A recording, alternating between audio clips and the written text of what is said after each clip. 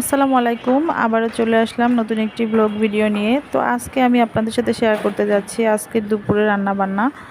আশা করছি ভালো লাগবে। ভিডিওটি দেখতে থাকুন। তো এখানে আমি একটা ইলিশ মাছ কেটে নিয়েছি। তো পুরো একটা ইলিশ মাছ ছিল। অবশ্যই পুরোটা রান্না করব না দুপুরের জন্য। এটা হচ্ছে সরষে ইলিশ দিয়ে ৪ জন যেহেতু ৪ পিস মাছ আমি সরষে ইলিশ দিয়ে করব আর ডিমটা ভুনা করব, সাথে করব করলা ভাজি। তো প্রথমে আমি একটু লবণ আর হলুদ দিয়ে মাছটাকে আলতো করে মাখিয়ে নিচ্ছি, খুব ভালো করে ম্যারিনেট করে কিছুক্ষণ রেখে দিব। এটা রেখে দিয়ে আমি অন্যদিকে অন্যান্য কাজ যেগুলো আছে সেগুলো করে নিব। আর সাথে কিভাবে আমি সরিষা দিয়ে ইলিশটা রান্না করব সেটা আপনাদের সাথে শেয়ার করব। নতুন রাঁধুনি যারা আছেন আশা করছি ভালো লাগবে, কারণ এভাবে রান্না করলে সরষে ইলিশটা কিন্তু আর তেতো লাগবে না। আর তার জন্য যেসব ট্রিক্স দরকার হবে সেটা আমি আজকে ভিডিওতে বলে দিব। আর করলাও আমরা অনেকে খেতে পারি না, তো যারা করলা খেতে পারেন না তাদের জন্য আমি এই ভিডিওতে কিছু ট্রিক্স বলে দিব যে কিভাবে করলা রান্না করলে করলাটাকে আর তেতো লাগবে না আর খেতে অনেক টেস্টি হবে। কারণ আমরা হাজব্যান্ড ওয়াইফ কিন্তু করলার যে তিতাটা সেটা সেটা খেতে পারি না দুজনের একজনও। তো এই যে দেখেন আমি করলাটা কাটার আগেই ১ চামচ লবণ এর মধ্যে দিয়ে নিয়েছিলাম, দিয়ে তারপর হচ্ছে কলাটাকে খুব ভালোভাবে আলতো হাতে মেখে নিয়েছি। মেখে এটাকেও আমি একটা সাইডে মিনিমাম ৫ মিনিটের জন্য রেখে দিব।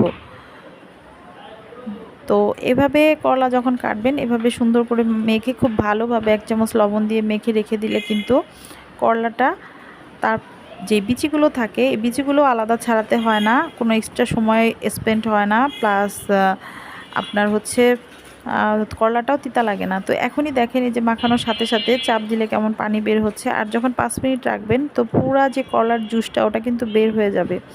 তো বের হয়ে গেলে করলার তিতাটা আসবে কোত্থেকে বলেন? তো আর করলার যে বিচিগুলো এগুলো কিন্তু এই যে আমি চটকে নিচ্ছি, এই চটকানোতে ওয়াশ করার পরে ফুললি ক্লিন হয়ে যাবে, একটা বিচও এটার মধ্যে আর থাকবে না। তো আশা করছি বোঝাতে পেরেছি। তো আমি যেভাবে অনেকে আছে করলা যখন কাটে একটা একটা করে বিচি ফেলতে হয়, তো ওইভাবে কিন্তু অনেকটা টাইম নষ্ট হয়ে যায়, ওয়েস্ট হয়ে যায়।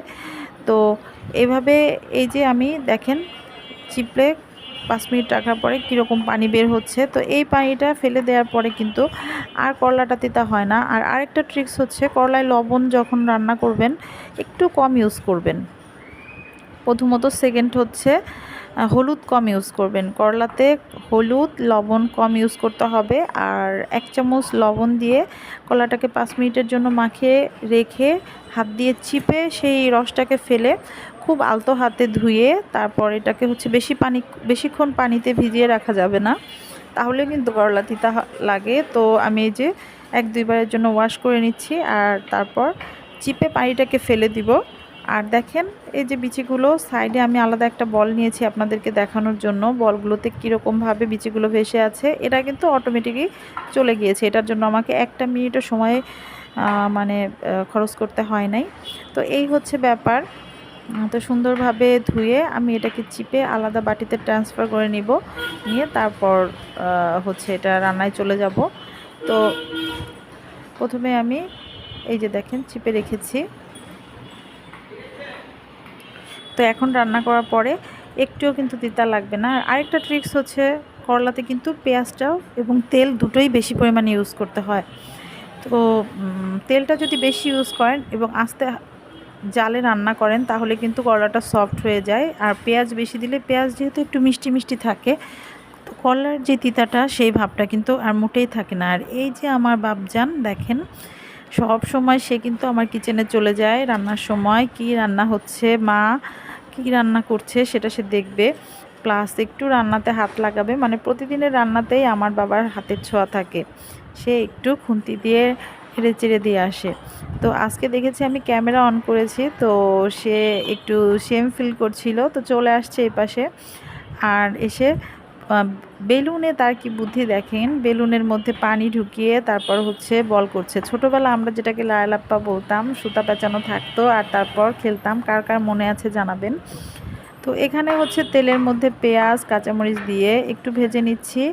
আর পেঁয়াজটাকে কিন্তু মচমচে করে ভাজা যাবে না, জাস্ট একটু সফট হবে। আর দেখেন আমি কিন্তু খুবই কম হলুদ ইউজ করেছি, কাঁচামরিচ দিয়েছি আর দিয়েছি হচ্ছে পেঁয়াজ। তো পেঁয়াজটা এইভাবে যখন একটু নরম হয়ে আসবে তখন আমি দিয়ে দিচ্ছি এই যে উচ্ছে আর আলুগুলো। তো একটু আলুও দিয়েছি আমি, সাধারণত আমি উচ্ছে ভাজা আলু দেই না, তবে আজকে দিচ্ছিলাম, কেন জানি খেতে ইচ্ছা করছিল। তো এখন হালকা হাতে নেড়ে চেড়ে এটাকে রেখে দিব একটু কম আঁচ দিয়ে বেশ কিছুক্ষণের জন্য, মাঝে মাঝে উল্টে পাল্টে দিতে হবে। আর আরেকটা ট্রিক্স হচ্ছে, করলাকে অবশ্যই ঢাকনা দিয়ে ঢাকা যাবে না, কারণ ঢাকনার মধ্যে যে বাষ্প হয় ওই পানিটা যখন আবার করলাতে পড়ে এতেও কিন্তু তেতো হয়ে যায়।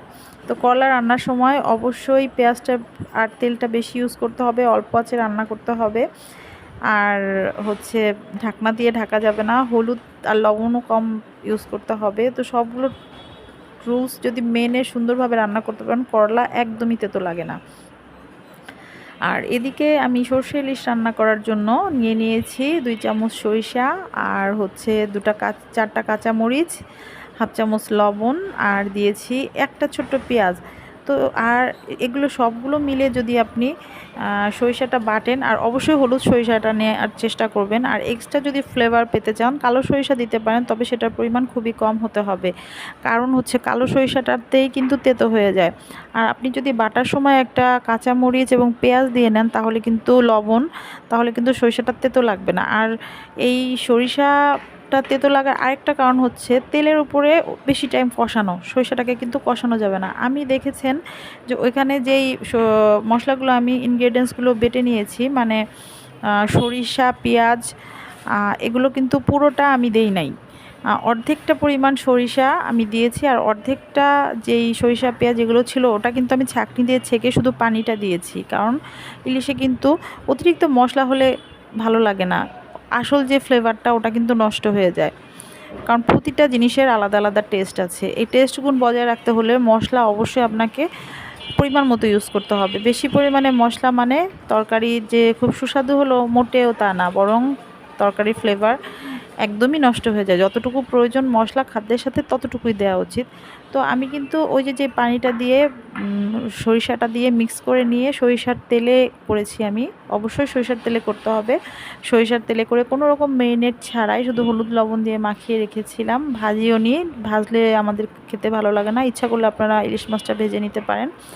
তো এই তো আমি চুলায় দিয়ে দিয়েছি। আর এটা সবচেয়ে ভালো হয় অ্যালুমিনিয়ামের পাত্রে রান্না করলে, কারণ পাত্রগুলো গোল থাকে আর মাছগুলো কিন্তু ডুবে যায়। আর এই ধরনের ফ্ল্যাট ডিশে রান্না করলে কিন্তু আপনার যেটা হয়, মাছগুলো অর্ধেক ভেসে থাকে অর্ধেক ডুবে থাকে, তো উল্টে পাল্টে দিতে হয় বারে বারে, আর মশলাগুলো প্রপার ওয়েতে ঢুকে না। তো আমি এটাকে কাট করে দিয়েছিলাম অফ ক্যামেরায়, সেটা আর আমি আপনাদেরকে দেখাইনি। তো তার জন্য আমার মাছগুলো ডুবেই ছিল এবং খেতে ভীষণ টেস্টি হয়েছিল, একদম হলুদ লবণ, আপনার ঝাল, সরিষার ফ্লেভার এবং মাছের টেস্টটাও খুব ভালো ছিল, এভরিথিং সব পারফেক্ট ছিল। তো এই তো আমার রান্না কিন্তু কমপ্লিট, একটু ঝোল ঝোল মাখা মাখায় রেখেছি। মাশাআল্লাহ, আলহামদুলিল্লাহ, আমার ছেলে হাজব্যান্ড সবাই খুব পছন্দ করে খেয়েছে। আর এই তো এখন আমি সার্ভিং ডিশে খাবারগুলো বেড়ে নিচ্ছিলাম। তো এই তো ছিল আজকে দুপুরের খাওয়া দাওয়া। আর মাছের ডিমটা আমি রাতে রান্না করেছিলাম, বিকেলে চলে গিয়েছিলাম ফ্রেন্ডের বাসায়, তো ওদের বাসার থেকে মোটামুটি খাওয়া দাওয়া করে এসছি, তারপরও ছেলের জন্য রান্না করতে হয়েছে। করলা ভাজিটা ছিল আর পাতলা ডাল ছিল, সেটা আর আমি আপনাদেরকে সাথে শেয়ার করিনি। তো এই ছিল আজকের ব্লগ, যদি ভালো লাগে অবশ্যই একটা লাইক দিয়ে দিবেন। ভালো থাকবেন, আল্লাহ হাফেজ।